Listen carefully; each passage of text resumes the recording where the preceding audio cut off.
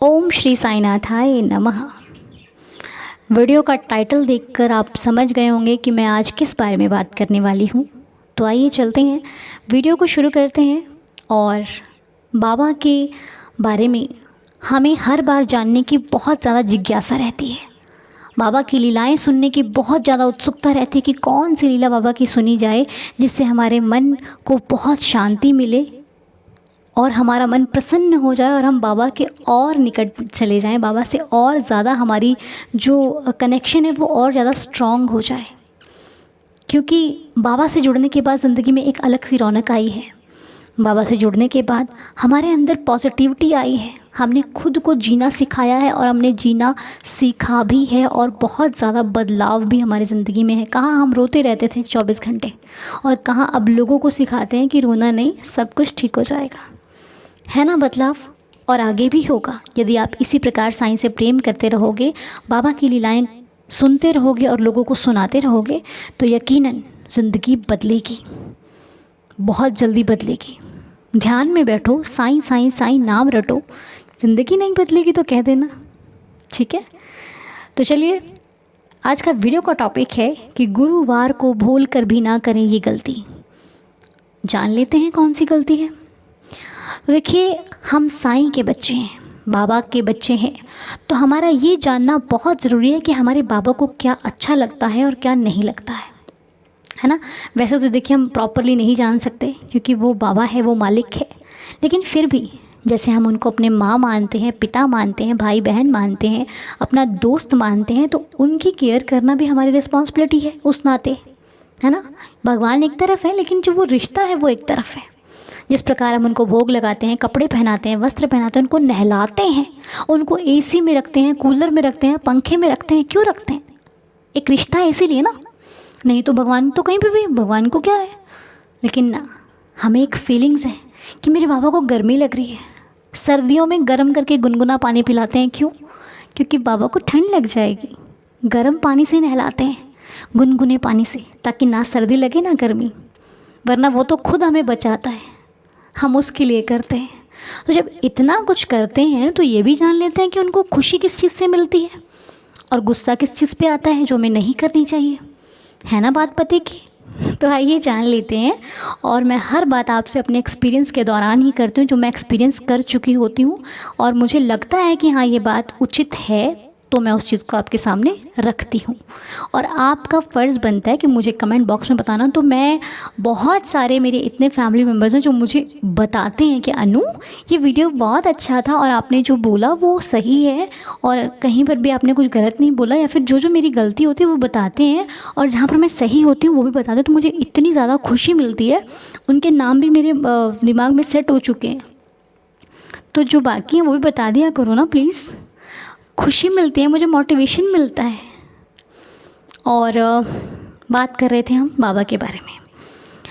तो देखिए, हम सबको पता है कि साईं बाबा हमें एक शिक्षा देते हैं। पहली तो श्रद्धा और सबूरी कि ये रखनी बहुत ज़रूरी है ना? लेकिन यदि ये भक्त नहीं भी रखता तो बाबा उसे सिखाते हैं, बाबा उसे ढालते हैं, बाबा उसकी परीक्षा लेते हैं ताकि वो और मजबूत हो जाए। जिसे हम कहते हैं कि बाबा सुनते नहीं हैं, हमारी नज़र में है बाबा नहीं सुन रहे, लेकिन बाबा की नज़र से देखोगे तो वो आपकी परीक्षा ले रहे हैं ताकि आप और स्ट्रांग बनो और हर मुसीबत से लड़ने में सक्षम रहो। ये बाबा का कहना है और हम गलत नज़रिए से देखते हैं, ताकि, लेकिन अगर हम भी उस नज़रिए से देखें तो हम बहुत ज़्यादा सक्सेसफुल बन सकते हैं बाबा के अकॉर्डिंग। ठीक है, बाबा के बारे में भी सोचिए ना कि बाबा आपको अगर एग्ज़ाम ले रहे हैं, आपको प्रॉब्लम्स में डाल रहे हैं, तो क्यों डाल रहे हैं? ताकि आप निखरो, और निखर के बाहर निकलोगे तो और बेहतरीन हो जाओगे। तो एक चीज़ और है जो साईं ने हमें सिखाई है, बताई है और करते भी थे खुद, और हमें भी करने के लिए उन्होंने प्रोत्साहित किया और बोला कि मेरे भक्त भी करेंगे तो मुझे खुशी मिलेगी। और वो चीज़ है भूखों को भोजन कराना, किसी की भूख को तृप्त करना, किसी की प्यास को तृप्त करना, किसी को ज़रूरत को पूरा करना। ये हमारे साईं की खुशी का राज है। ये है जो हम सबको पता है, लेकिन हम कई बार गलती कर देते हैं। अब गुरुवार का नाम यहाँ पर क्यों आया है वो मैं आपको डिस्कस कर देती हूँ, क्योंकि बहुत लोग हैं जो अच्छाई नहीं देखते हैं, उनको हर एक चीज़ में कमी निकालनी होती है। तो उसके लिए बाबा मुझे बुद्धि दें ताकि मैं हर चीज़ को क्लियर करूँ। तो गुरुवार का नाम इसलिए आया क्योंकि देखिए हम सब गुरुवार को एक बहुत अच्छे तरीके से सेलिब्रेट करते हैं ना। गुरुवार को हमें ये करना है, वो करना है, वो करना है, जल्दी उठना है, बाबा को स्नान कराना है, बहुत सारी चीज़ें हैं। इसमें कोई शक नहीं है कि गुरुवार हम एक त्यौहार की तरह सेलिब्रेट करते हैं। तो गुरुवार को कई बार ऐसा हुआ है कुछ भक्तों के साथ, जिनके अनुभव से मैं ये आपके साथ शेयर कर रही हूँ वीडियो। क्या हुआ कि उन्होंने रात को सोने से पहले बाबा को बोला कि बाबा कल गुरुवार है, कल आप आइएगा और हमारे हाथ से भोजन खा कर जाइएगा। तो वो जब गुरुवार हुआ तो वो इंतज़ार करते रहे कि बाबा आए नहीं, बाबा आए नहीं, बाबा आए नहीं। उनके द्वार पर एक वृद्ध आए, वृद्ध थे वो, जो तकरीबन 2 दिन के अंतर में आया करते थे। तो जब वो वृद्ध आए तो उन्होंने उनसे कुछ मांगा। अब जब उनसे मांगा तो वो क्या कहा उन्होंने कि नहीं नहीं मेरे घर पे कुछ बना नहीं है, तो बाबा आप कल आना, अभी मेरे पास समय नहीं है। वो बाबा के इंतज़ार में बैठे थे। तो वो वृद्ध तो चले गए। अब जब वृद्ध चले गए तो उनको महसूस ही नहीं हुआ। और ये होता है, हम कभी कभी ना जब भगवान हमारे सामने होता है तो हमें समझ में ही नहीं आता है कि वो भगवान है, और जब वो चला जाता है तो उनको एहसास हुआ। उन्होंने शेयर किया कि उनको एहसास हुआ कि वो मेरे बाबा थे। अरे मेरी बुद्धि क्यों नहीं काम की। उन्होंने उन्हें पैसे देकर ही वापस मोड़ दिया। उन्होंने खाना मांगा था लेकिन ये भूल गई और उनके दिमाग से निकल गया कि वो खाना खाने आए हैं। देख लो। तो इसलिए आपके दरवाज़े पर यदि कोई भूख से व्याकुल हो और आपसे खाने की मांग करे तो उसे बैठाइए, थोड़ी देर के लिए उन्हें जगह दीजिए, चेयर दीजिए, जहाँ पर भी आपको बैठाना है उनको बैठाइए कि बाबा रुकिए, या फिर जो भी आपसे मांगने आता है कि रुकिए। और ज़रूरी नहीं कि वो वृद्ध ही आए, कई बार जानवर पशु पक्षी भी आ सकते हैं। किस रूप में आ जाए वो आप पहचान ही नहीं पाओगे, लेकिन इतने सतर्क रहना कि मेरे बाबा कभी भी आ सकते हैं। गौ माता के रूप में आ जाए, है ना, किसी के भी रूप में आ सकता है। ऐसे ऐसे रूप में आएगा कि आप पहचान ही नहीं पाओगे। इसलिए यदि आप बाबा को बुलाते हो तो ये याद रखना कि आप भूल सकते हो, वो नहीं भूलते। ठीक है, वो कभी नहीं भूलते। इसलिए कभी भी यदि आप बाबा को बुलाइए, कोई भी आपके घर पर आता है, चाहे गुरुवार है या फिर कोई भी दिन है, यदि आप साईं भक्त हो तो सबको खिलाने का कोशिश करो। दिल में अरमान रखो कि मैं किसी को भूखा जाने दूंगी ही नहीं।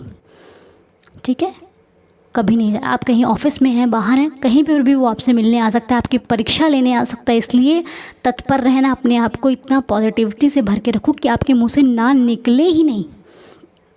यदि ऐसा कर लिया ना, यदि आप उसकी परीक्षा में पास हो गए ना, फिर आपको कोई फेल नहीं कर सकता। ठीक है, तो ऐसा होता है, बाबा आते हैं और हम पहचान नहीं पाते हैं। इसलिए सबको खिलाइए, नहीं ज़्यादा खिला पाते थोड़ा सा खिलाइए। खाली मत मोड़ना कि ये ले लो बाबा। जो ये डेवोटी ने जिन्होंने एक्सपीरियंस शेयर किया था, इनसे उन्होंने डायरेक्ट खाना मांगा था, लेकिन वही है ना कि एहसास उनको होना था कि बाबा आए थे और मैं भूल गई। लेकिन बाद में इन्होंने काफ़ी, इनको बाबा के एक्सपीरियंस हुए, बाबा की लीलाएं हुई, और इन्होंने बहुत सारी बाबा के साथ लीला भी शेयर की हुई है और बहुत सारा इनको अनुभव हुआ। तो जिस प्रकार बाबा इन पर कृपा करी वैसे ही सब पर कृपा करें, सबको दर्शन दें, सबके घर आएँ, सबके सपनों में आएँ और साईं मिलते रहें हमसे। तो इसी के साथ अब हम आपसे आज्ञा लेते हैं। ये चीज़ आपको कैसी लगी आपको कमेंट बॉक्स में बतानी है कि आज का जो ये वीडियो है आपको कैसा लगा, हमें कमेंट बॉक्स में ज़रूर बताएं। और इस चैनल का सदस्य बने रेड बटन को क्लिक करके, और मिलते रहिए, खिलते रहिए, मुस्कुराते रहिए, स्वस्थ रहिए, प्रार्थना से जुड़कर रहिए, हमारे बनकर रहिए, हम आपके बनकर रहेंगे। बस ऐसी ही ज़िंदगी चलती रहेगी मुस्कुराने के साथ। हंसदे आदे कार वास्ते। ठीक है, अपना ख्याल रखिए, अपनों का ख्याल रखिए। आप बहुत कीमती हैं अपनी ज़िंदगी के लिए और हमारी ज़िंदगी के लिए, क्योंकि आप हमारी फैमिली का एक हिस्सा हैं। ठीक है, अपना ध्यान रखिए, भले हमारे लिए रखिए। ओम साईं राम, जय साईं राम।